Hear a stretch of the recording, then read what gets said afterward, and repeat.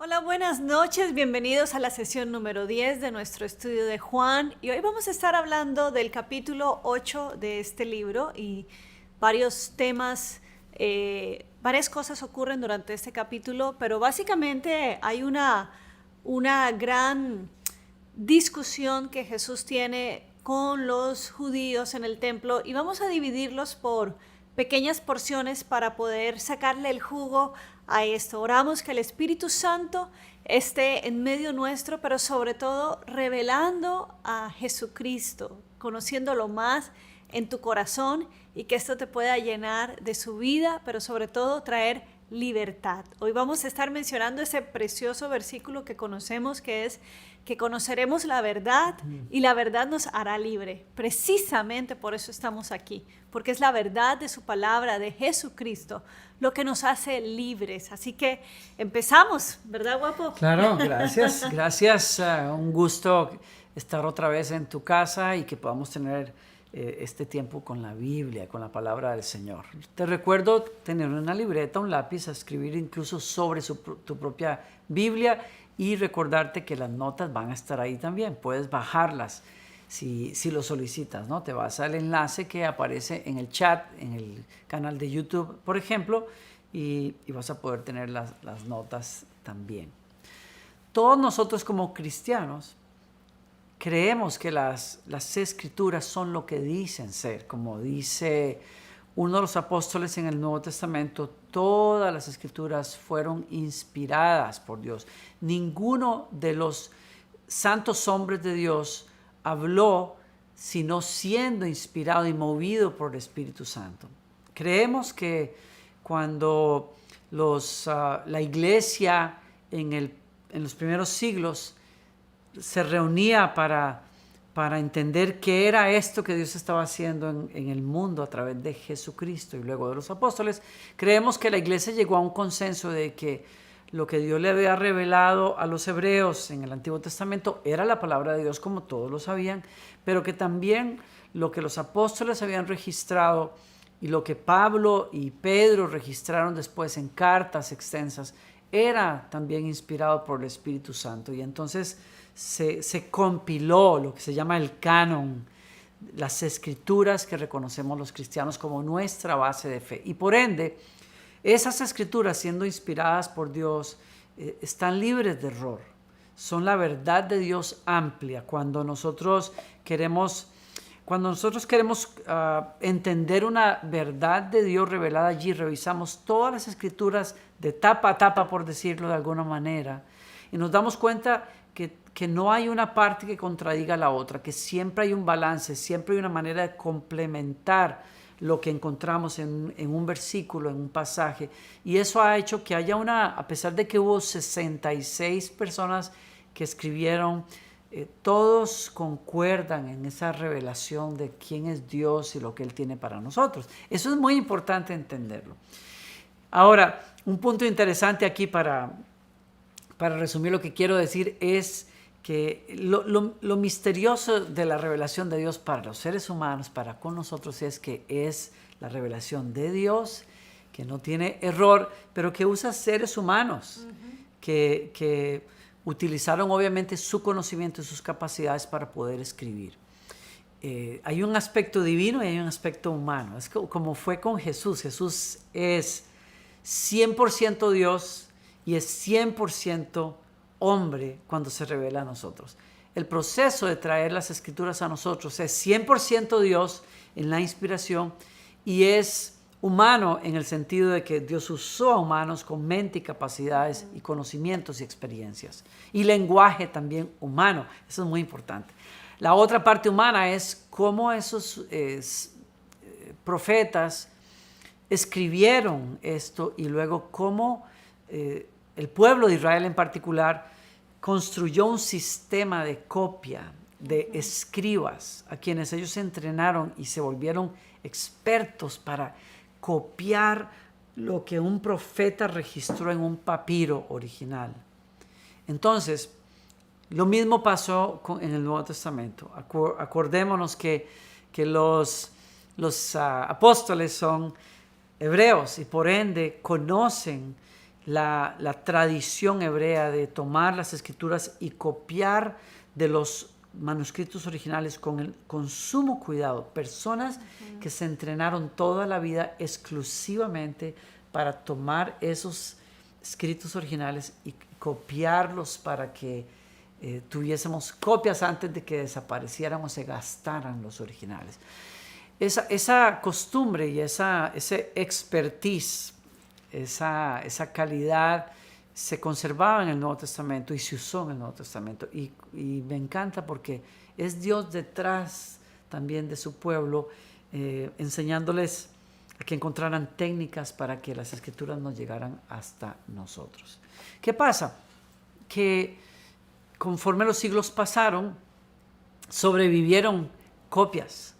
Y hablando del Nuevo Testamento, que es a donde quiero ir, solo en el primer siglo, cuando los apóstoles escriben, las copias son tan abundantes que llegamos a tener hoy día incluso cerca de 5,000 copias, fragmentos o casi libros enteros o fragmentos.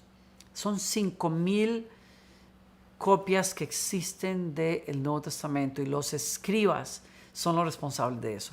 Ahora, en el proceso de copia, ¿qué pasa? Bueno, que ese proceso de copia no es como la palabra de Dios. O sea, hay margen de error. Y el margen de error se da en la mayoría de los casos cuando un copista encuentra que en la copia que tiene al frente hay algo que no es claro y él tiene que añadir algo para hacerlo claro. Como una interpretación personal. Como una interpretación. Es muy técnica, más que una interpretación, pero es una interpretación, porque tiene que añadir en un idioma que tiene ciertos símbolos, un símbolo más para poder ayudar a entender qué se quería decir, ¿no? Esa es la mayoría de los casos. ¿Y por qué estoy diciendo esto? Bueno, porque cuando vemos la primera historia que abre el capítulo 8, es la historia de la mujer adúltera. Y ese pasaje, ese segmento que es capítulo 7, versos 53 hasta capítulo 8, verso 11, que es la historia de la mujer samaritana que todos... no, la mujer adúltera. La mujer adúltera, perdón, que todos amamos, que todos hemos sido inspirados por ella. Esa historia no está en las copias más viejas que tenemos del Evangelio de San Juan. Curiosamente aparece a partir del siglo VI de la historia. Entonces, ¿qué pasa? Hay mucha discusión sobre si esto es original. Y añadimos que la forma en que se escribe, ya aquí ustedes y yo no tenemos idea porque no leemos el griego, por ejemplo. Entonces, ¿qué pasa? Que los eruditos encuentran que el estilo en que se escribe esta historia en particular no es el mismo estilo literario que se encuentra en el resto del Evangelio de San Juan, lo cual les hace dudar que el autor realmente sea Juan. Y eso entonces pone en tela de duda para muchos si esto realmente es la palabra del Señor. Y personas que hemos consultado, como el pastor Swindoll, en el estudio que hemos usado como base, además de otros, nos dice: yo entiendo que esa historia, aunque es de mis favoritas, no necesariamente es, o la considero inspirada como el Evangelio de San Juan. Pero eso es para discutirse muchísimo. Ahora, ¿por qué se queda allí? Y no se caigan de las sillas. Yo se los quería decir porque es importante que sepamos eso, ¿no? Es importante. Ahora, ¿por qué se queda ahí en nuestro Nuevo Testamento? Uno, porque una gran cantidad de eruditos consideran que la historia es auténtica. Realmente, voy a otra razón más y explico esto. Dos, porque a lo largo de la historia la Iglesia ha encontrado que el relato es digno de ser parte del Evangelio porque concuerda, me lleva a la tercera parte, teológicamente concuerda con todo, no solamente con la forma en que Jesús actuaba ante casos como estos, sino porque la verdad teológica que se puede extraer concuerda también con el resto del Nuevo Testamento y por eso está aquí. Ahí se los dejo a ustedes, ¿ok? Es muy importante que sepas esto.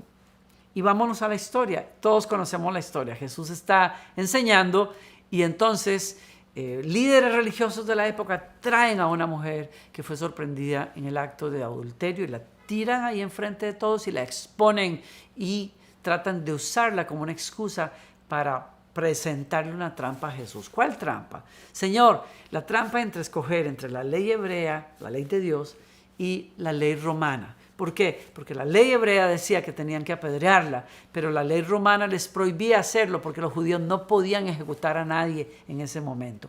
Y al traer a este tema a colación, le están diciendo a Jesús, a ver, ¿qué tú escoges? Porque si tú dices, no, como estamos bajo el imperio romano no podemos hacerlo, entonces te vamos a decir, te agarramos. Estás invalidando la ley de Dios y tú que te dices hijo de Dios y enviado por Dios, ¡pum!, lo agarramos. Pero la ley era la ley. La ley hebrea decía que tenía que ser castigada. Qué situación más tremenda, ¿no? Todo lo que vamos a leer hoy tiene que ver con que hay un liderazgo que no creen que Jesús es el Mesías y por eso lo prueban. Ahora, es bonito ver que en el griego se nos dice que Jesús se mantiene en el suelo, en el piso, escribiendo. Catagrafo es la palabra que se usa en el griego. Y quería decir, me encanta, yo recuerdo, no sé si te acuerdas cuando vimos la película de Mel Gibson, de Jesús, la pasión del Cristo, y cómo se ve Jesús escribiendo así con fuerza en el polvo, al punto de que cuando pasa el dedo por el polvo, salen partículas de polvo al aire. O sea, había una fuerza en él que tiene que ver con lo que quiere decir, y Jesús escribía, que quiere decir, escribía contra el polvo.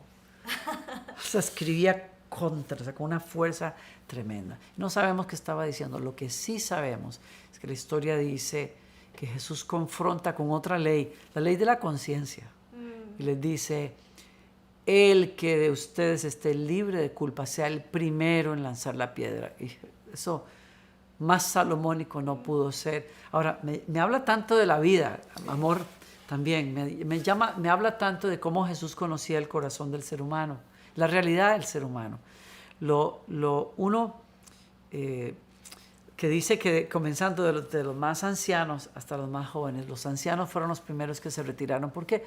Bueno, porque entre más vivimos, más nos damos cuenta de cómo somos los seres humanos, de lo imperfectos que somos. Así es. Y también de lo hipócritas que podemos llegar a ser cuando somos rápidos para juzgar al otro que cae, sin recordar que nosotros mismos hemos estado allí fácilmente. Así es. ¿No?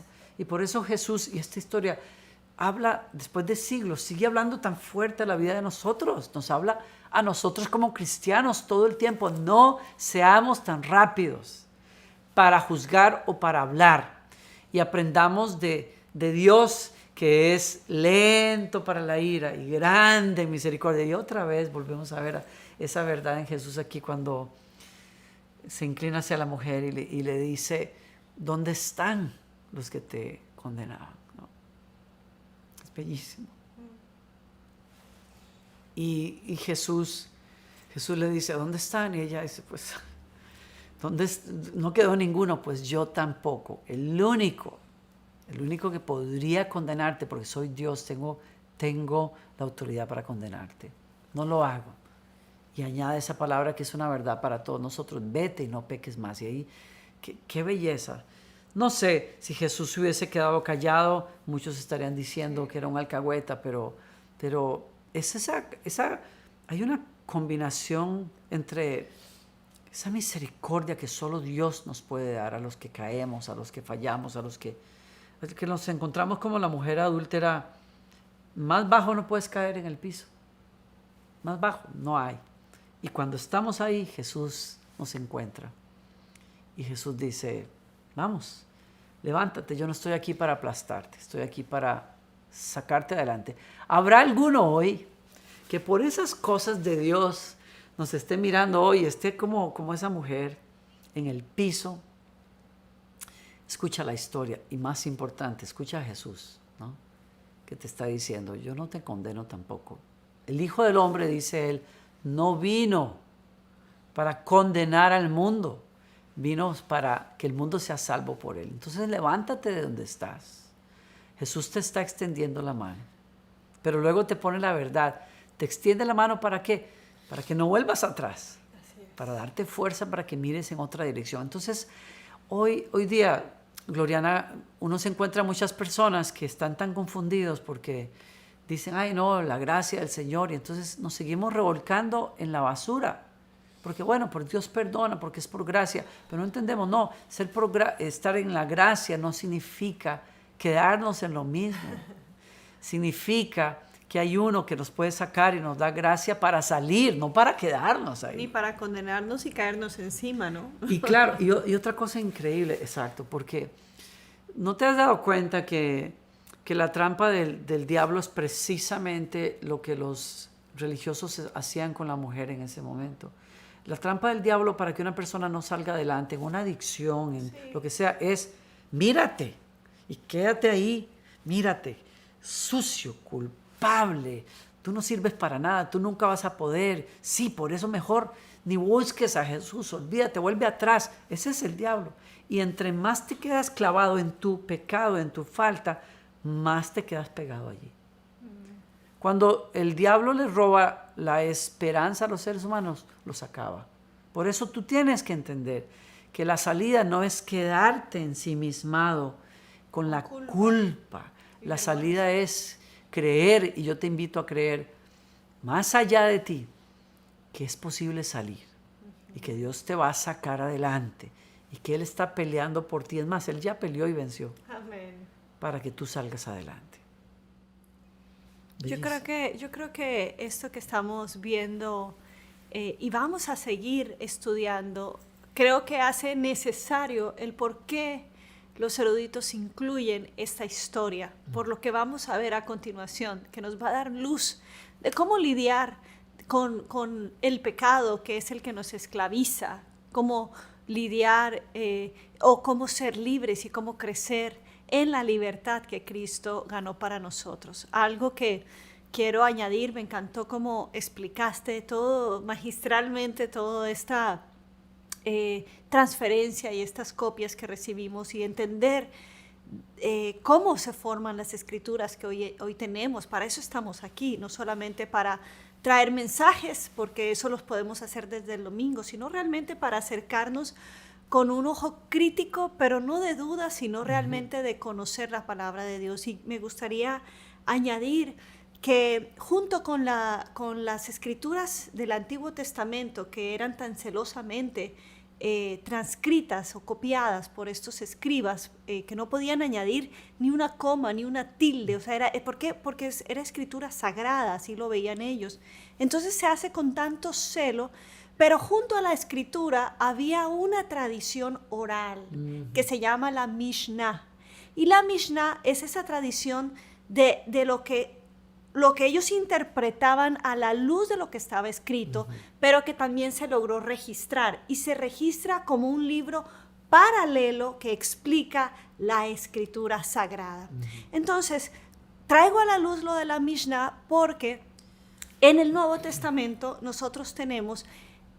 Seguro esta historia resonaba, de hecho se resonaba con el Evangelio de Lucas, también parece ser que ellos querían incluir, así como están los evangelios sinópticos y tú encuentras la historia de la multiplicación en 3 evangelios o a veces encuentras historias en los 4 evangelios, parece que querían incluir esta misma historia en el Evangelio de Lucas, pero al final terminaron por el tipo de relato que trae Juan.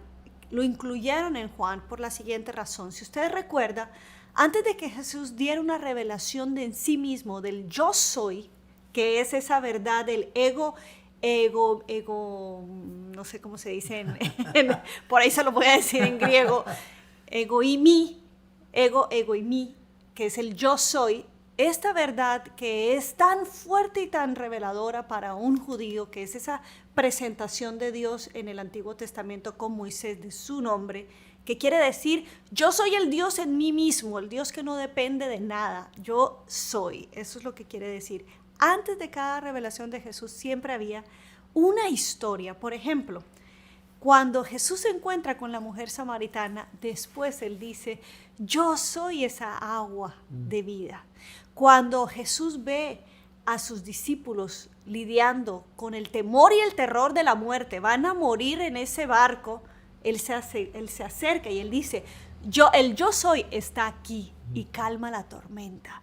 Y cada vez que vamos a seguir viendo en el libro de Juan, hay una revelación del yo soy, hay algo que Jesús muestra. Por ejemplo, cuando multiplicó los panes y los peces, después de que hizo ese milagro, él dice, yo soy el pan de vida. Perdón, mi amor, entonces lo que estás diciendo, perdón que te interrumpa, pero lo que estás diciendo es que esta es otra razón del por qué, aunque pudo no ser Juan el que escribió, la incluyen justo en este punto. Exacto, porque vamos a descubrir lo que Jesús va a decir ahora acerca del yo soy. Bellísimo. Entonces, wow. Es como son eruditos los que están estudiosos de los idiomas, de las tradiciones, los que compilan esto. Ellos se dan cuenta de una figura no literaria, sino cuando tú enseñas a las personas. Didáctica. Juan trae figuras didácticas muy buenas, que es como el estilo de Max Lucado, por ejemplo. Si usted ha leído Max Lucado, él siempre empieza un capítulo con una historia. Siempre. Trae una historia y luego trae la verdad con respecto a esta ilustración. Hay gente que lo hace al revés o hay gente que segmenta. Juan usa ese mismo, mejor dicho, Max Lucado usa el estilo de Juan, pareciera, sí. En donde primero hay algo y Jesús echa mano de lo que acaba de pasar para revelar una verdad. Entonces, por esto es que la incluyen como la antesala en el capítulo 8. Ahora, yo quiero entrar a eso porque lo que viene es yo soy la luz del mundo. Así es. Bellísimo, bellísimo. Yo soy la verdad. Cuando la verdad se expone, lo demás... El pecado muere. Muere ahí. Y la hipocresía, la mentira, lo que fuera, queda a la luz, queda expuesta. Es lo que sucede allí. Pero digo una cosa más interesante con respecto a lo que estás diciendo, y es la Biblia, las Escrituras o la Biblia que tienes en la mano es resultado de ciencia bíblica. O sea, no hay... O sea, alrededor de las escrituras antiguas hay mucha educación en las universidades, la literatura griega, por ejemplo, etcétera. Pero no hay otra literatura que tenga tanta ciencia, tantos expertos, tanta dedicación como la Biblia. La Biblia tiene al pueblo hebreo, que todos nosotros sabemos que ha sido brillante en muchos sentidos, y fue ejemplo y brillante en cuanto a cuidar sus escrituras. Hasta el día de hoy. Hasta el día de hoy. No hay otro gobierno que pague a los eruditos, a los rabinos, que los entrena desde niños, paga la educación y pasan estudiando precisamente por ese celo a esto. O sea, preservar. No estamos teniendo un libro que alguien escribió porque se inspiró. No, esto es algo, es la única literatura mundial examinada y evaluada. No hay otra más evaluada. A este nivel. Sí. Y entonces, ¿qué pasa? Que ustedes y yo tenemos la bendición de que los hebreos, los europeos, cristianos, eruditos se han dedicado por siglos para examinar y recopilar y comparar y discutir y desarrollar, usar las ciencias de la traducción para decir, no, vamos a llegarle lo más cerca que podamos a lo que se quiso decir y al idioma original y a las escrituras. Dios nos ha regalado todo un mundo de conocimiento al respecto, y por eso hoy ustedes y yo podemos leer traducciones que cada vez son producto de muchísimo trabajo. Y por eso ustedes nos escuchan que a veces leemos, yo estoy leyendo la Nueva Traducción Viviente, que algunos consideran más una paráfrasis, más casi un comentario, por ejemplo, la Nueva Traducción de la Biblia de las Américas, que es una de mis favoritas. Muchos de ustedes se quedan con la Reina Valera años 60. Muchos de nosotros que revisamos esos temas sabemos que hay mejores traducciones ya, la nueva traducción internacional, la Nueva Versión Internacional, etc. Busquen esas Que traducciones. estuvo muy atacada la nueva Que versión. estuvo muy atacada precisamente porque internacional. se comentaban temas como este que les acabo yo de indicar. Entonces, es importante que tengas esto en mente cuando lees la Biblia, que busques y examines dónde hay versiones más nuevas, ¿ok? Muy bien. Vamos a lo Seguimos. que sigue acá.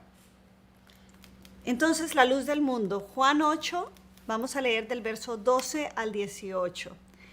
Jesús habló una vez más al pueblo y dijo, yo soy la luz del mundo. Si ustedes me siguen, no tendrán que andar en la oscuridad, porque tendrán la luz que lleva a la vida.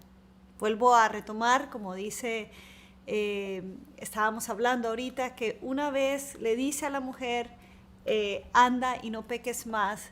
Entonces, por eso Juan retoma, ¿no? Es como si retomara del versículo 52, capítulo 7, verso 52, y entonces ahí es donde alguien corta, edita esta historia para seguir aquel discurso que venía Jesús con los judíos. Y cuando dice una vez más al pueblo, Juan está indicando, nos está presentando las constantes encontronazos, ¿no? que tuvo Jesús para confrontar al pueblo con su religiosidad, al pueblo que se llamaba el pueblo de Dios, para él venir a quien Dios mismo a confrontarlo. Por eso es, una vez más, quiero decirte que Jesús nunca habla esta verdad a escondidas o fuera del templo o por ahí en voz baja. Jesús está enseñando en el templo. Él va y tiene multitudes que lo oyen. Me imagino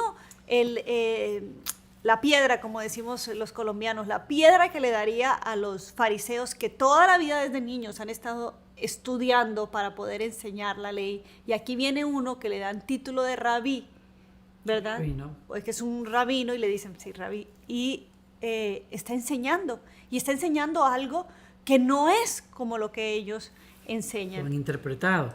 Una cosa interesante también, qué bello pensar que el lugar probable donde Jesús está hablando esto, que es el templo, bueno, no el lugar probable, puntual es el templo, pero el lugar exacto está en el verso 20, cuando dice que en el área de la tesorería, que ahí fue donde Jesús dijo, yo soy la luz del mundo. Y el área de la tesorería estaba cerca al patio de las mujeres. Y en el patio de las mujeres, durante la fiesta de los tabernáculos, la Mishnah precisamente, o Mishnah, relata que los sacerdotes subían a encender unos grandes candelabros. Algunos dicen que eran 2, otros que eran 4. Durante la fiesta de los tabernáculos, y encendían esos grandes candelabros. Y es en ese lugar, en ese escenario donde Jesús dice, yo soy la luz del mundo. 2 escenarios me llaman la atención. Número 1, el patio de las mujeres, y por eso meten la historia de una mujer redimida. Interesante, sí. Y 2, él usa la otra figura que está viendo por estar ubicado en ese patio donde están esos candelabros. Jesús dice, yo soy, no una luz. Él dice, yo soy, volvemos al verso 12, yo soy la luz del mundo. Y si ustedes me siguen, no tendrán que andar en la oscuridad, porque tendrán la luz que lleva a la vida. Los fariseos respondieron, ¿tú haces esas declaraciones acerca de ti mismo? Un testimonio así no es válido. Estas afirmaciones sí son válidas, aunque las diga de mí mismo, respondió Jesús, pues sé de dónde vengo y a dónde voy. Pero eso es algo que ustedes no saben de mí. Ustedes me juzgan con criterios humanos, pero yo no juzgo a nadie. Y si lo hiciera, mi juicio sería correcto en todo sentido, porque yo no estoy solo. O sea, aquí viene a contradecir esto que dijeron ellos. Ellos están hablando como judíos y bajo esta ley. Cuando alguien dice un testimonio y es una sola persona, acuérdense que en la ley judía decía que un testimonio, para que fuera válido, tendría que tener la compañía de un testigo. Esto lo menciona el libro de Proverbios, por ejemplo. Encontramos un poco de esta ley también, aparte de Deuteronomio y Levíticos. Pero entonces ellos le dicen, pues tú dices esas cosas de ti mismo, pero ¿quién más confirma que tú eres esto? Jesús da dos razones aquí. Número uno, él dice, yo las puedo decir por mí mismo porque yo sí sé de dónde vengo y a dónde voy, cosa que ustedes no saben. Pero segundo, él está hablando que él no está solo y sigue diciendo el versículo, el Padre, quien me envió, está conmigo. La misma ley de ustedes establece que si dos personas concuerdan en algo, su testimonio se acepta como un hecho. Yo soy uno de los testigos y mi Padre, quien me envió, es el otro.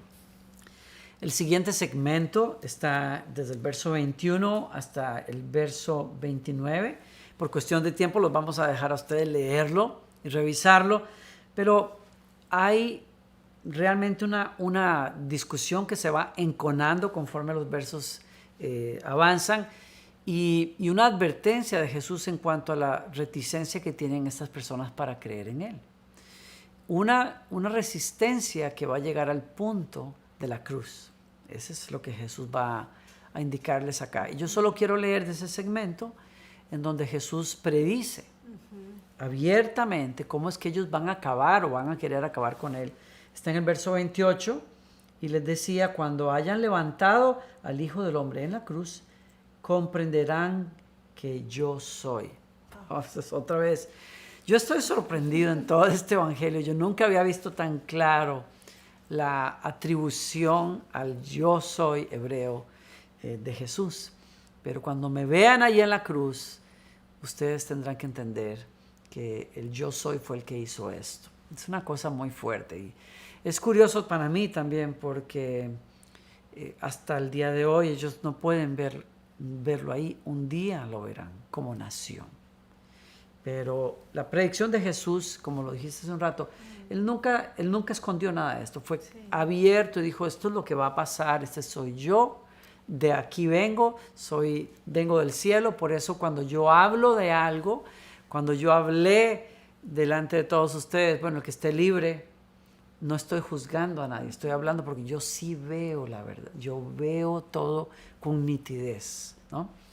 Y esa predicción de Jesús me parece tremenda. A mí algo que me encanta de ese versículo, Danilo, es que él sigue diciendo, yo no hago nada por mi cuenta, sino que digo únicamente lo que el Padre me enseñó. Cuando Jesucristo vino a la tierra, me gusta cómo lo menciona el libro de Hebreos en el capítulo 4, cómo fue que Jesús entró al mundo, nos explica, y fue que dice, como hablando el Hijo de Dios, dice, porque a ti no te agradaron los sacrificios de toros y de machos cabríos, por eso te dije, envíame a mí, Padre, a hacer tu voluntad. Y entonces, hacer tu voluntad, Él sabía que tenía que ver con un sacrificio.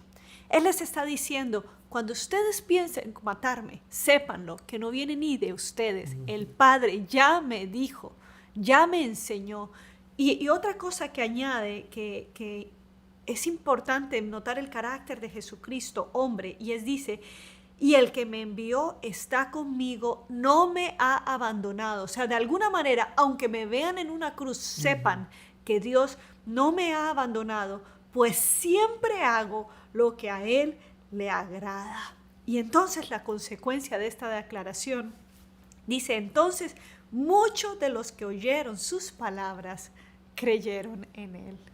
Hay una belleza también, y es que a lo largo de todos estos versículos hay una constante discusión acerca del origen de Él, de la autoridad de Él para hablar, de su Padre. Constantemente se habla en todo el discurso acerca, o el cuestionamiento es, bueno, ¿quién es tu Padre? Y viene porque Él dice constantemente, mi Padre está conmigo, yo hago lo que al Padre le agrada. Ustedes no conocen a mi Padre, porque si ustedes lo conocieran.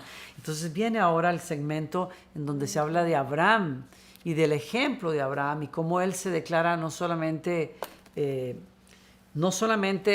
hijo de Dios, sino que les reclama a ellos, ustedes se reclaman hijos de Abraham, pues bueno, si fueran hijos de Abraham y sean verdaderos hebreos como hijos de Abraham, crean en mí.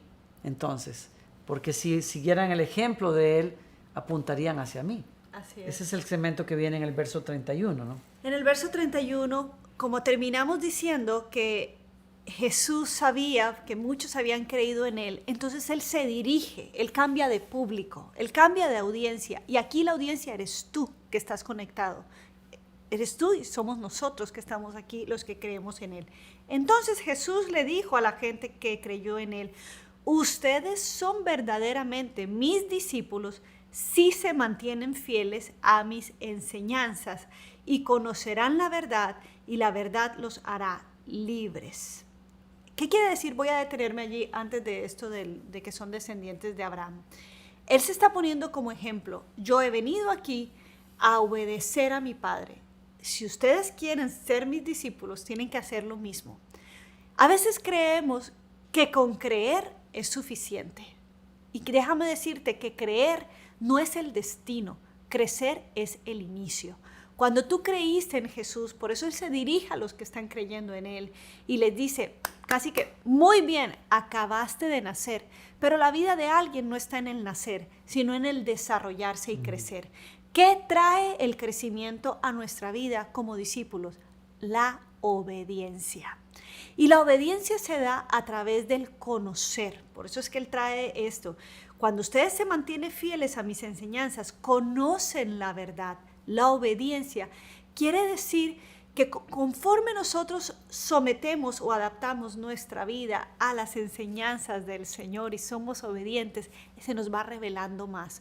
A mí me parece tan impresionante los testimonios de las personas que llegan a la iglesia que han creído pero no conocen nada, nada de las Escrituras, pero cuando creen, ya el Espíritu Santo les da estos impulsos de abandonar cosas que son de pecado, que tienen atadas sus vidas, que dicen: ¿sabes qué?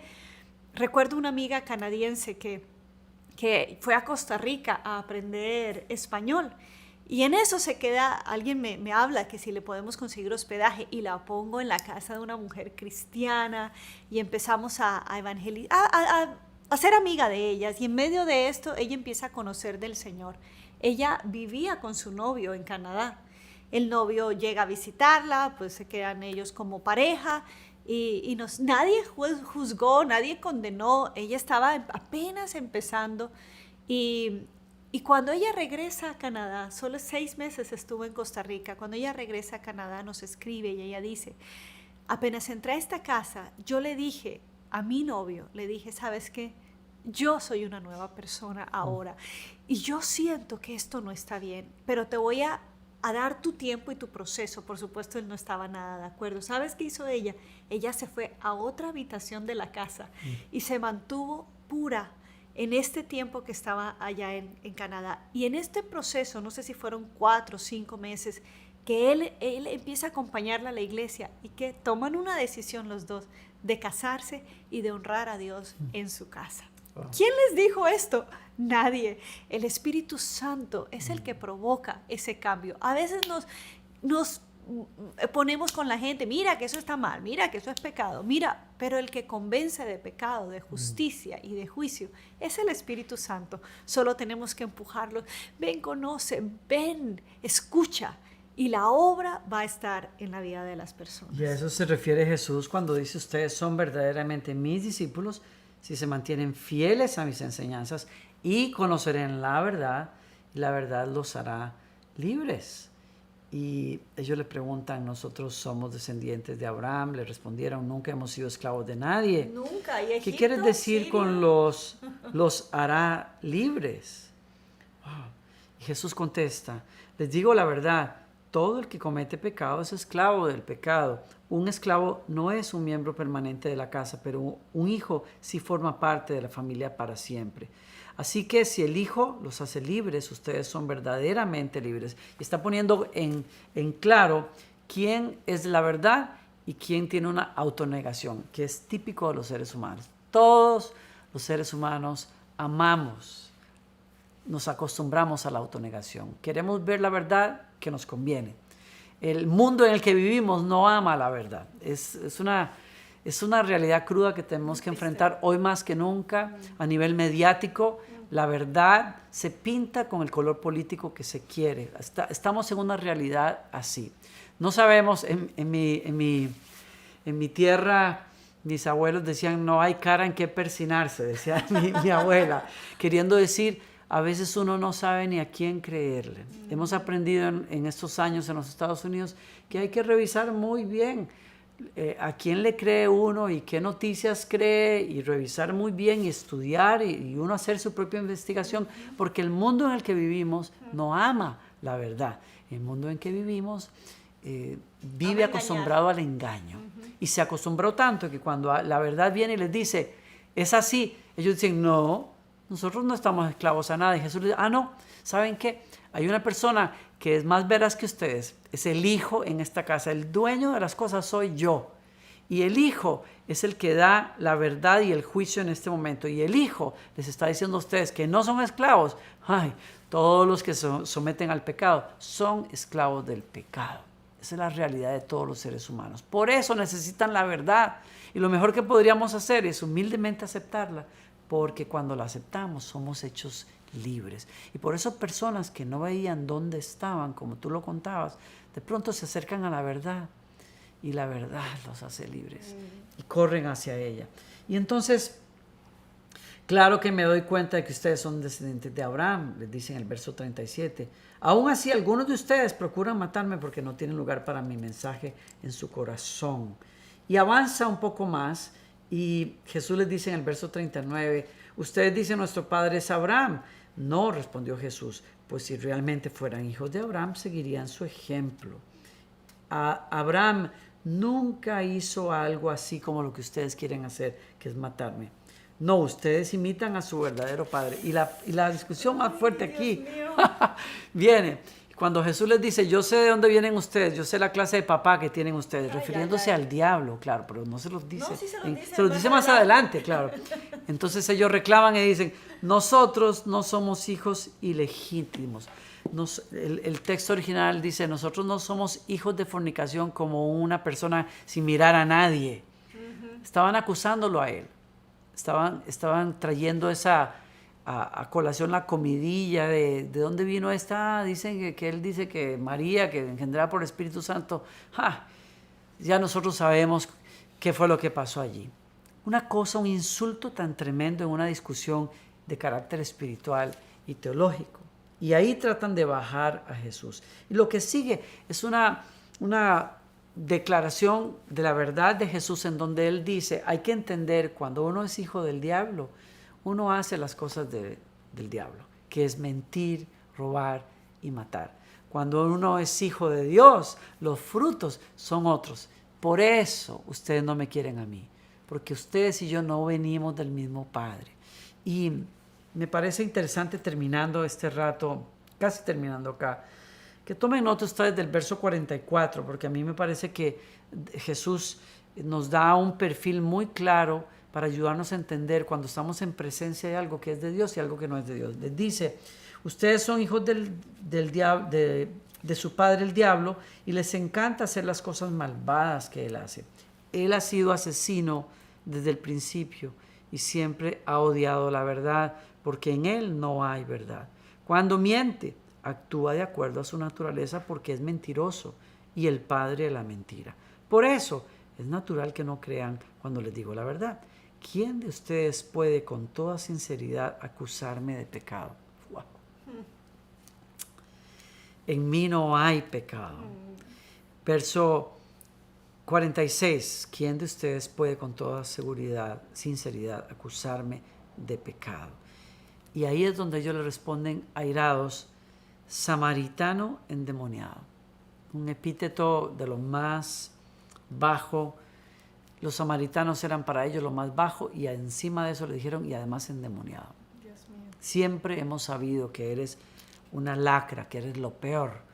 Por eso no te podemos creer. Y Jesús vuelve a hablar con la verdad. Miren qué cuestión, qué discusión entre gente que cree tener la verdad y el que dice ser la verdad. Pues les digo la verdad, no. Verso 49. No tengo ningún demonio, pues yo honro a mi Padre. En cambio, ustedes me deshonraron a mí.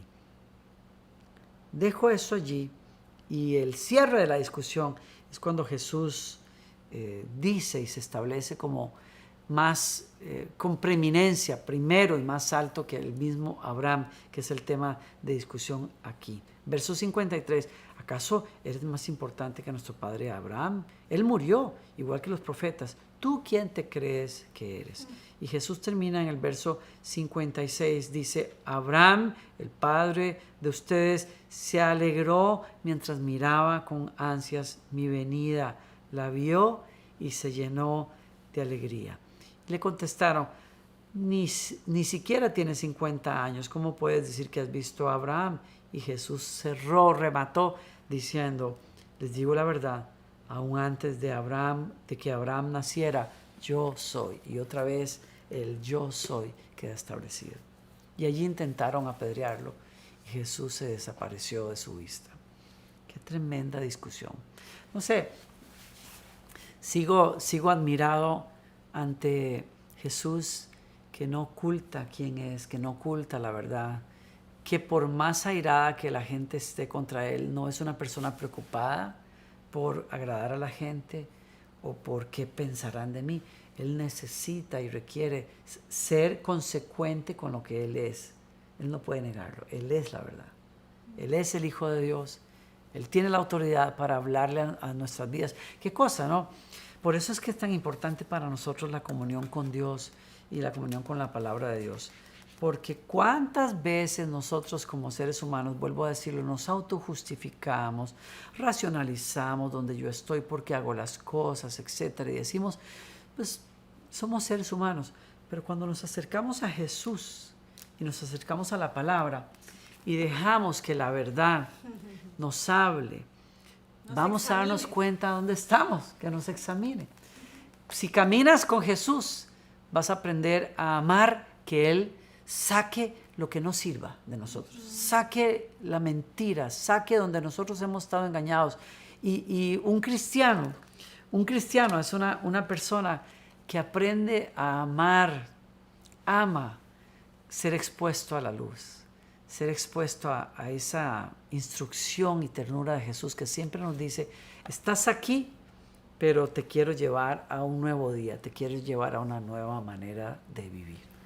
Yo quiero cerrar también y añadir a esto que está diciendo Danilo, y estoy hablando a cristianos, personas que luchan todavía con cosas, ¿no?, de la carne, con pecados ocultos o sentimientos que sabes que no tienen que estar allí. Y entonces sigues diciendo, ¿hasta cuándo, Señor? ¿Hasta cuándo voy a ser libre de esto?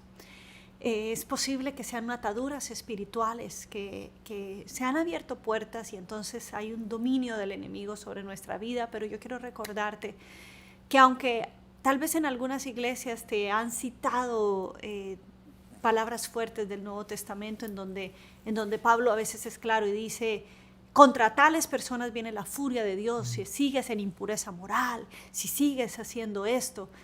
No leen lo que sigue, que también el enojo, el juicio es parte de los que trae la furia de Dios, pero a veces como que se nos resaltan solo las obras visibles de la carne y estás batallando porque no puede ser. Yo quiero recordarte que Jesús vino a traer esperanza, que cuando te acercas a Él, Él va a hacer esa obra en ti. Y pídele al Espíritu Santo, Señor, yo quiero que tu verdad me haga libre. Señor, estoy lidiando con esto, pero hoy te pido perdón, Señor, pero te pido sobre todo que me ayudes. Y el Señor te dice, ámame. Conforme me ames más, mi amor te va a hacer fuerte para vencer toda tentación, todo pecado. Mi amor es el que te va a sacar de esa porquería, de estar revolcándote en el barro y de perder tu identidad como hijo. Acuérdate, la ley te sigue haciendo un esclavo de la casa, pero el Hijo de Dios ha venido para hacerte ser hijo y el hijo permanece en la casa. Tú sabes que amor, me recordaba, y gracias, qué bello lo que acabas de decir. Me recordaba que yo de adolescente lloraba ahí buscando a Dios, cuando realmente, no adolescente, ya joven, universitario más bien, y buscaba a Dios y decía, Señor, yo no quiero lidiar con estas cosas, con este carácter, con estas cosas. Yo siento que voy a una reunión o voy a un campamento y me siento lleno y me siento libre, pero vuelvo a la semana y vuelvo a lidiar con las mismas cosas. ¿Y qué será que tú no puedes así como que pum? Que alguien venga y me ponga las manos y ya. No tenga que lidiar más con eso. Y yo recuerdo una conversación que tuve con Dios y sé que era el Espíritu Santo enseñándome, porque me decía, hay algunas personas que piensan que la libertad se compra en onzas, que tú puedes ir a la iglesia y te venden un poquito y te lo tomas o te lo ponen sobre la cabeza, un poco de aceite y se libre. Y es cierto que hay experiencias de liberación para personas que están poseídas por el enemigo. Pero entiendo que el Espíritu Santo se refería a otra dimensión, como tú lo mencionabas, que es a opresiones, al efecto del enemigo que quiere venir a tomar lugar en tu vida muchas veces. Y a eso me refería yo. ¿Por qué, Señor, no simplemente lo espantas y ya? Y el Señor me decía, la libertad no es una medicina que se compra y se pone sobre la cabeza un ungüento. La libertad es una persona. Es Aleluya. una persona. Amarlo a Él. Exacto, lo que tú dijiste. Entonces me dices, ¿tú quieres ser libre? Pégatele a esa persona. O sea, pégatele a esa persona y camina con ella todos los días. En tanto caminas con ella, eres libre. Y es el mismo ejemplo del adulterio. La persona adúltera es una persona que ha dejado de amar y de consagrarse en esta relación, ¿verdad? Cuando tú te acercas a una tentación y estás casado, y cuando una persona dice, por ejemplo, no, es que yo no puedo porque estoy casado, ya caíste, presa fácil, porque si tú te vas al no puedo, esa es una fuerza que se puede quebrar y se puede seducir, pero cuando tú dices, ¿qué?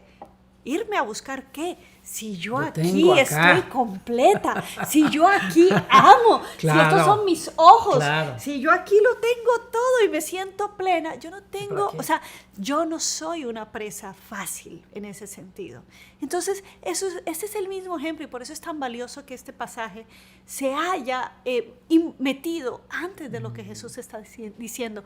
Porque cuando Jesús dice, cuando pones los ojos en mí, cuando me amas, no hay lugar para seducción al pecado. Claro. Así que hoy el Señor te está diciendo, pon tus ojos en mí y ámame, que yo me encargo del resto. Yo me encargo de hacer fuerte tu carácter. Yo me encargo de hacerte fuerte creciendo espiritualmente para que puedas ser mi discípulo. Por eso Jesús dice, yo amo a mi Padre y por eso vine a hacer su voluntad. Yo no amo nada más, ni mi propia vida. Yo no amo mi vida. Yo amo la voluntad del Padre. Les bendecimos hoy y oramos que tu corazón se enganche con el de Jesús, que te acerques a la palabra de Dios, no solo examinarla, a dejarte ser limpio por ella. Y hoy en el nombre de Jesús, como dice su palabra, si el Hijo os libertare, seréis verdaderamente libres. Y oramos que tú te acerques al Hijo de Dios, que lo ames, que lo adores, que lo busques, que te llenes de Él y que experimentes esa libertad que hay en la amistad con Jesucristo. En el nombre de Jesús. Un abrazo a todos, gracias por la atención y nos vemos la próxima.